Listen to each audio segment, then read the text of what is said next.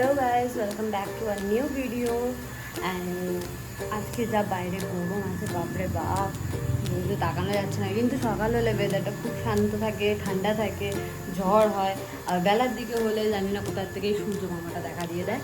So আজকে হচ্ছে আমার স্কিন কেয়ার। কালকে করেছি আমার হেয়ার কেয়ার, আজকে করবো আমি স্কিন কেয়ার। আমি বলে রাখি যা উড বি ব্রাইট, তারাও এই প্রসেসটাকে ট্রাই করতে পারে। So follow me. সো আমি এবারে বরফের এই থ্যালিটাকে পার করে নেবো।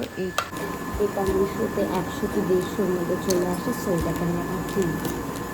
তোমাদেরকে বলে রাখি, পেছনে যে নয়েজ পলিউশনটা হচ্ছে না, এটা আমার বাড়ির পাঞ্জাবি।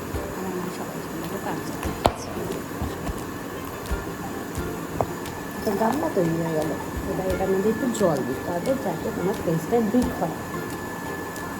তো আমি এখানে জল নিয়ে নিয়েছি। এবার আমি আমার ফেসটাকে ডিপ করবো।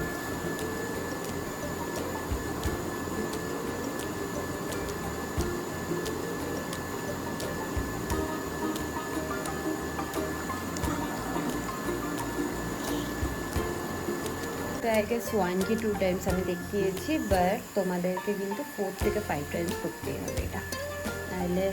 আর অনেকে আছে দেখবে বরফটাকে নিয়ে জাস্ট ঘষে দিচ্ছে, এতে না তোমার স্কিনটা ড্যামেজ হতে পারে। সো এটা একদমই করা উচিত না। বাই দ্য ওয়ে, এটা তোমার ফেসের জন্য কোনো হার্মফুল না।